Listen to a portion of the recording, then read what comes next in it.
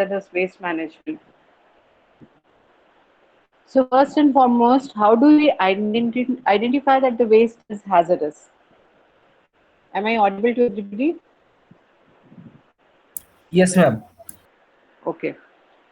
So hazardous waste have the following characteristics. A hazardous waste is termed hazardous if it is possessing any one of the following four characteristics, which I would be discussing now. So when we say a waste is hazardous, means it is posing some substantial threat to human health and also to the environment.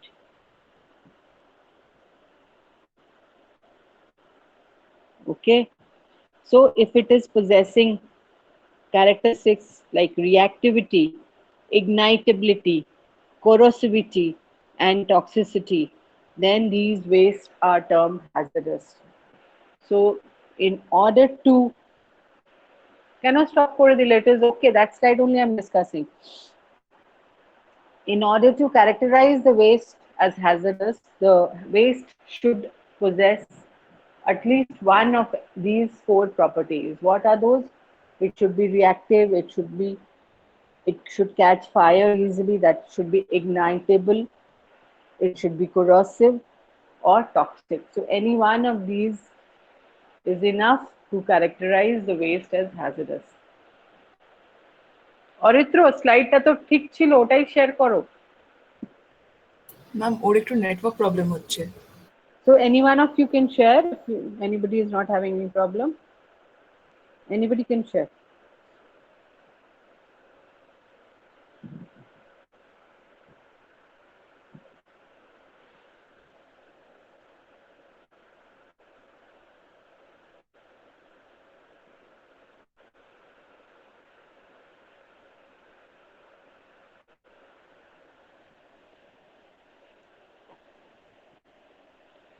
So what are the effects of these hazardous wastes? The hazardous waste includes radioactive waste. The biomedical waste are also characterized as hazardous, and also some non-radioactive industrial waste which are liquid in nature. So these three constitute the hazardous wastes. So when we are talking about the radioactive waste, none of you are having Wi-Fi, none of you can share.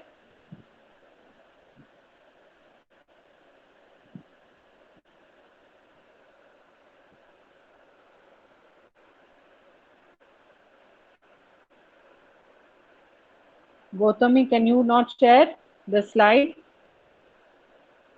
Ma'am, actually I'm using mobile data, so I don't think it will be stable. Okay, and none of others are using?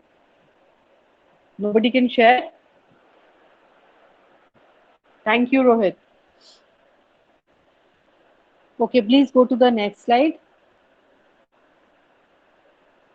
Okay, next slide. Yeah. So as we were discussing, the hazardous waste. So when we are talking about the radioactive waste, we all know radioactive waste are hazardous because they are harmful to the health of humans. So from where do we get these radioactive waste? It is coming from the mining and the processing units, which are generating the radioisotopes. It is coming from the refinery and the fabrication units. It is getting discharged from the nuclear reactions. So these radioactive waste emit radiations, and these radiation are affecting the living cells. So the effect might be somatic or and genetic. Somatic is what? If a person is exposed to those radiation, and if it is a somatic, it will cause somatic effect. It means that it will cause the damage to the organism itself. But if it is causing genetic effect, means the organism who are not exposed also would get affected, because it might cause some gene mutation and it might be passed on from one generation to another. So already, suppose if the mother is exposed to some radiation, but the child is not exposed to that radiation, but if it is present in the genes, the child would inherit from the mother.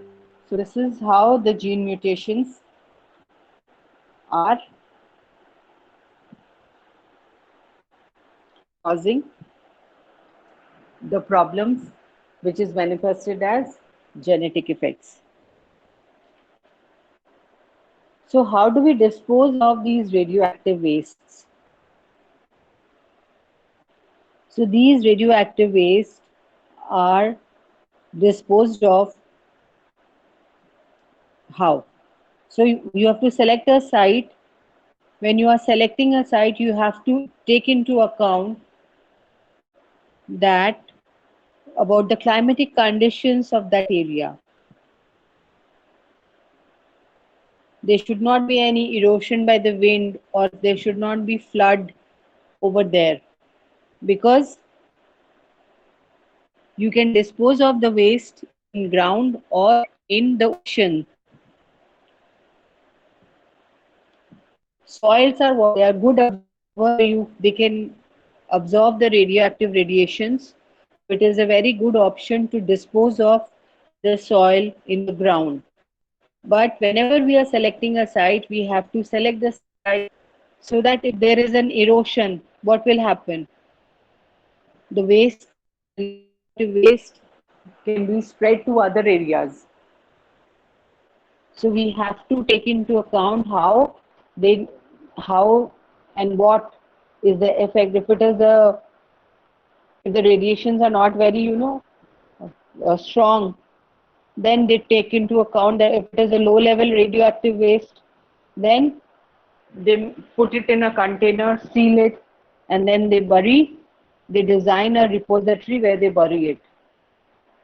So they can stay there for long time.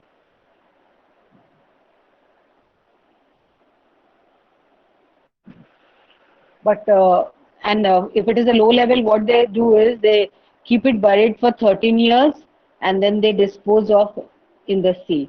So they have a special underground construction where they put the radioactive waste. If it is a low level radiation, then they bury it for 13 years and then finally they check the radioactivity and then they dispose of in the sea. But if it is a radioactive waste which is giving you high level radiation, then they keep it in the ground buried for a very long time. Okay, but they have to see that that area should not be frequented with earthquakes or tectonic movements. Okay. Now, when we are coming to the biomedical wastes are generally incinerated, and then you can remove lot of, because what is a biomedical waste? Any discarded expired medicine, the needles, the syringes, any animal or human waste from the body, blood, tissues, all this will constitute the biomedical waste. So generally, to remove the infection, they are incinerated and then they are disposed of in the landfill. Okay. So now we are coming to the management part of hazardous waste. So first we need to identify if the waste is hazardous or not. So what are those four characteristics? If it is fulfilling any one of the characteristics, it is hazardous. Okay, next slide.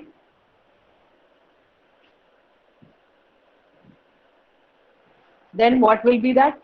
After identification, you have to have proper handling of the hazardous waste. So the similar one,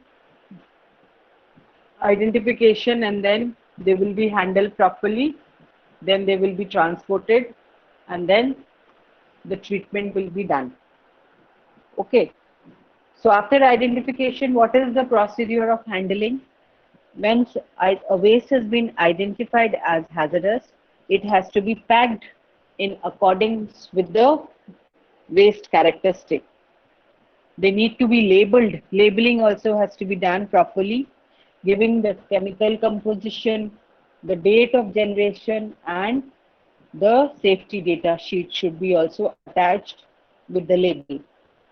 Then you cannot put all the hazardous waste together because they might have some reactions.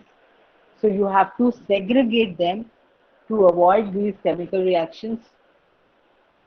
Then they need to be stored in an isolated area where it should be earmarked as hazardous storage area, and then they are transported. So there what was that in normal solid waste management, we used to collect, store and then transport.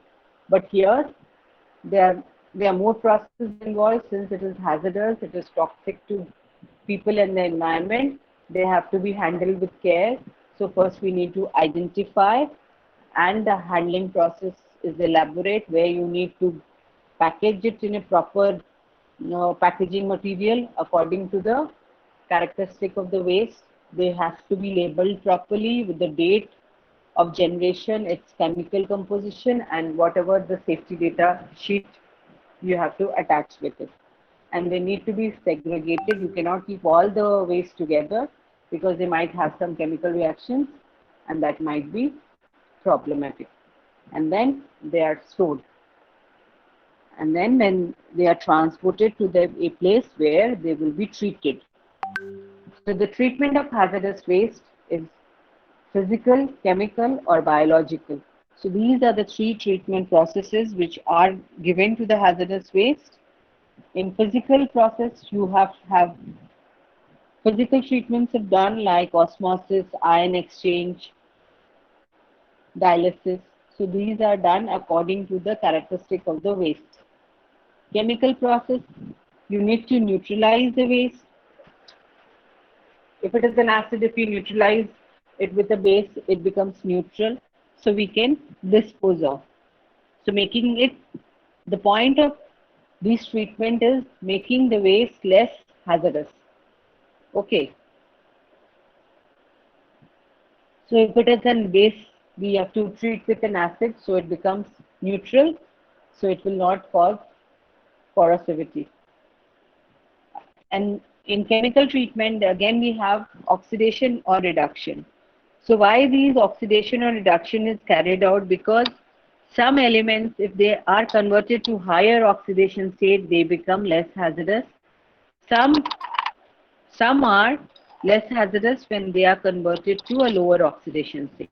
So depending on the characteristic, this oxidation or reduction process is carried out.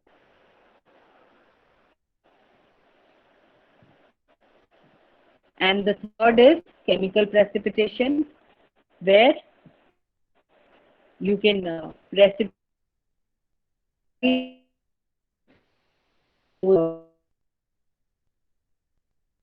reduce their toxicity. Okay, so we have discussed. Then you can have ultraviolet radiation also. With ultraviolet rays, you can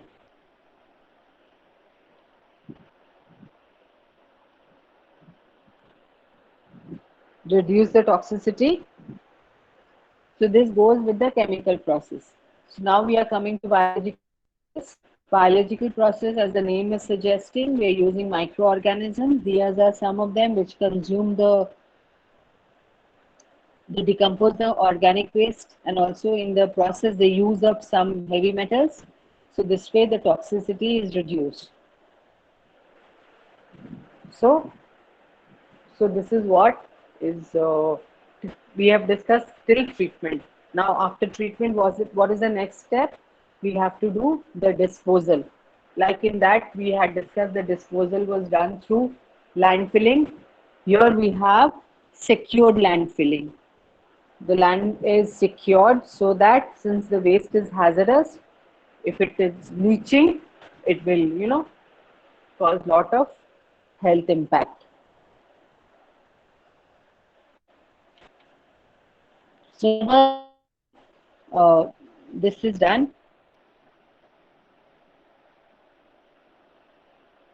Okay. Yeah, go to the next slide. Next slide.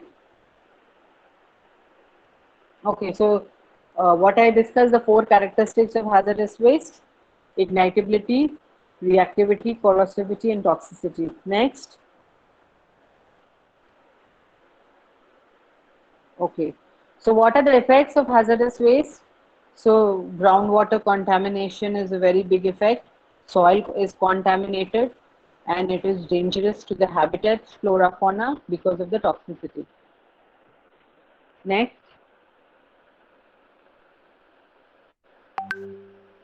So first of all, we all know prevention is always better than cure, but many times we cannot do without it. So what are the ways? Bioremediation. Just now when I was discussing the biological process, it is coming under bioremediation. We are using plants or animals to remove the radioactive substances or maybe the heavy metals. Incineration. What is incineration? You all know. We heat it at a very high temperature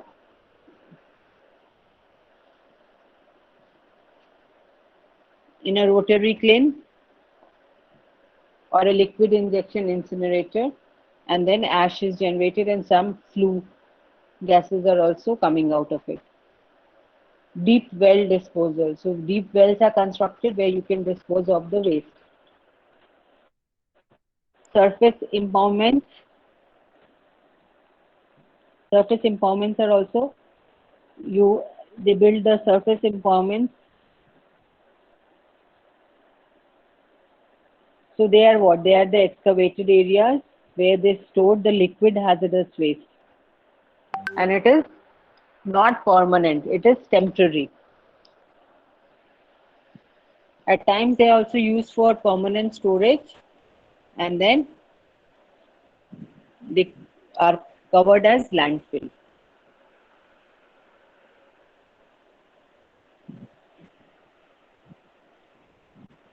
So why they are having like this?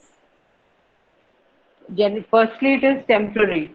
So they store it and then they give some treatment to those waste at some other site, and then gradually it becomes permanent, and then maybe they cover it as landfill. So depending, so if it is open, they can have more and more waste they can store over there. So it is more accessible. And if they cover it, it won't be accessible. Okay. And secure landfill. So what is a secure landfill? It has a three-dimensional cell and the lining is double layer. Why the double layer? Because it can prevent it leaching into the underground water. So the waste is dumped and it is covered with the soil. So this is a secured landfill. Next, so we are discussing what are the strategies of hazardous waste management. So these are some of the data which is being given from the CPCB. What is the full form of CPCB? Anybody? What is CPCB? Don't know what is CPCB? It is Central Pollution Control Board. So we have the Central Pollution Control Board, which is monitoring all anything related with pollution, and we have State Control Board also, which are present in different states. So the Central Control Pollution Board, it is the mother organization which is under the government of India, and the state pollution control boards are under the central, but it is belonging to different states. Okay, next slide. So some data has been given which is not at this moment relevant, but you can understand how much of hazardous waste is being generated by different states of our country. And do you think e-waste is falling under that? Anybody can say whether e-wastes are hazardous?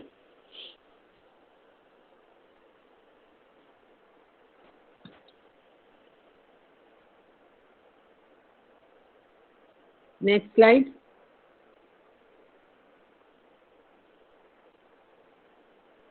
So there are some case studies we are not wanting to discuss. Just go on.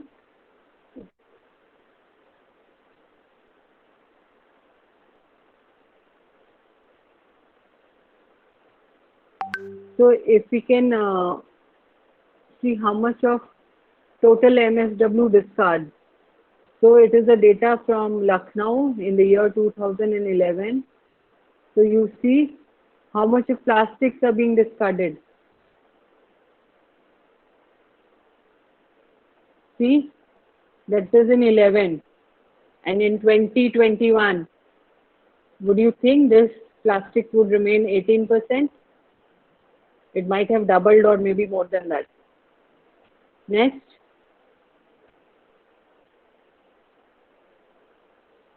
So they are talking about the status, the disposable fact, how are they working, what is the capacity and how much are they really using. So you can see here capacity is how much? 20,000 metric tons and capacity exhausted not, yeah? না কিছু না বলছে?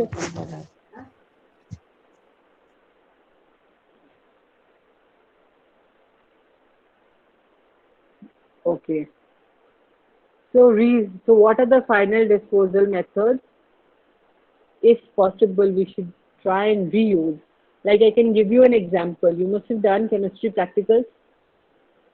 You remember we used to have an experiment with KMNO4. What was that experiment? Did you use KMNO4? Potassium. KMNO4. You remember? None of you remember. Is the class sleeping or what is the problem? Early morning? You are still in your slumber? You have not woken up?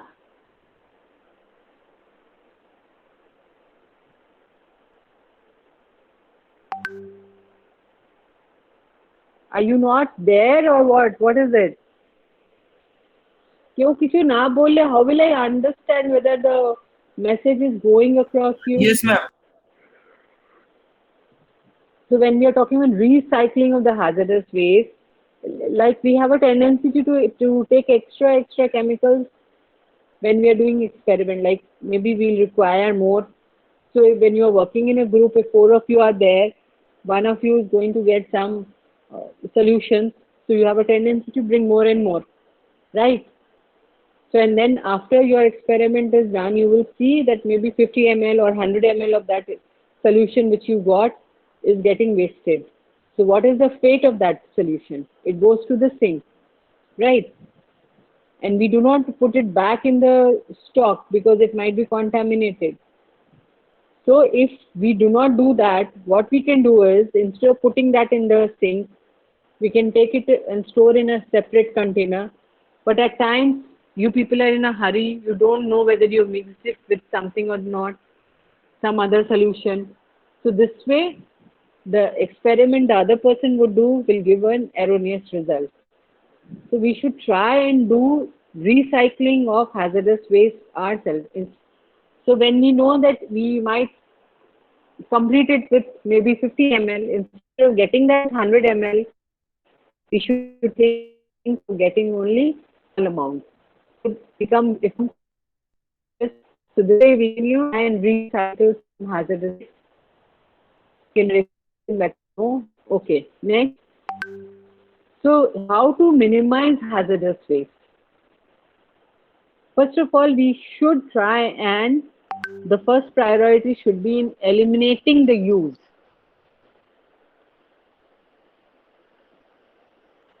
If we are using aluminium cooking utensils, after every cooking, some small percentage fraction of aluminium is getting into our food. So if we have to eliminate the generation, we should stop using those. Reduce the generation. How? We can reduce the amount of hazardous waste generated if there is some change in the manufacturing process. By implementation of those changes, I think we can help in reducing the amount of hazardous waste which is generated. Third, try and recycle.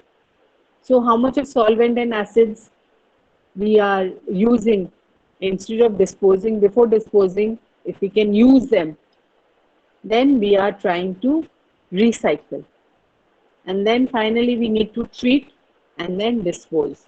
So if it at every step, if we can do some reduction, 10% or 20%, this way we can help in minimizing the hazardous waste. Okay, next slide. So this is a literature review which is of no interest at this moment to us. Go to the next. Okay.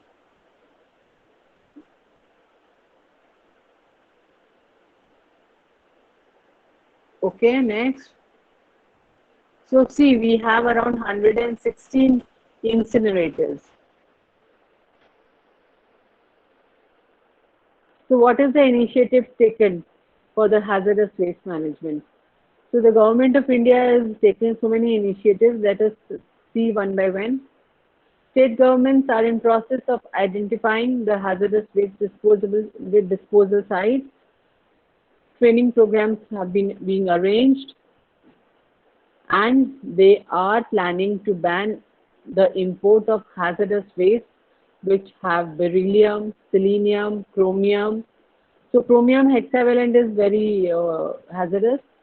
So to reduce its toxicity, we have to bring it to a lower oxidation state. Thallium, pesticides and herbicides. So if we are not importing these, we are taking some initiative of minimizing. Okay. In order to control the movement of basal waste, what are the basal waste? Anybody?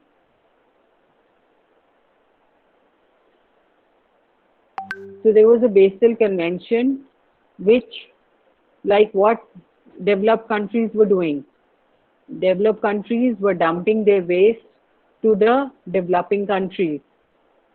Like so many refurbished material which we are buying, there is a protocol where it is saying the transboundary movement of these wastes are not allowed.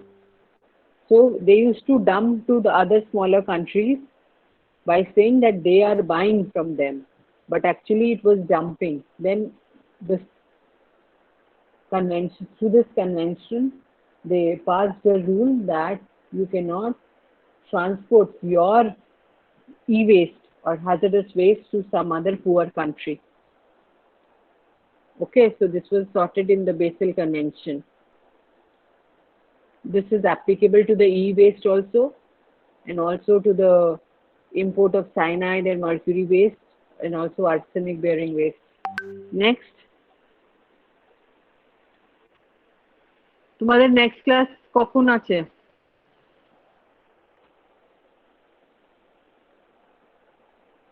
What is your timing for the next class? Ma'am, from 12. Okay. So legally we have many. Ma'am, will you give a break or you will continue? Do I have two classes? That I don't know. Do No, I have ma'am. two classes? No, ma'am, one class. Okay. Sorry, I thought you have two classes. No, Sorry. I'll leave in maybe 5 minutes. I will leave. Don't worry. So we have number of acts which is protecting the environment for us, but the implementation part is difficult because this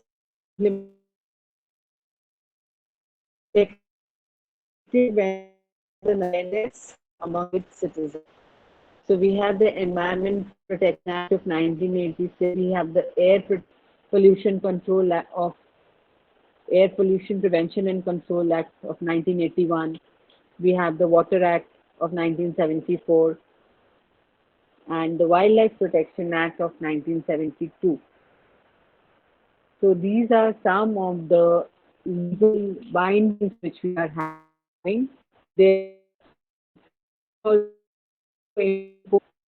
also for any violation might be sent to prison also. All these but even then, the environment not good because committing crime, they get away with it or many cases. So under the Wildlife Act also, some high level he was.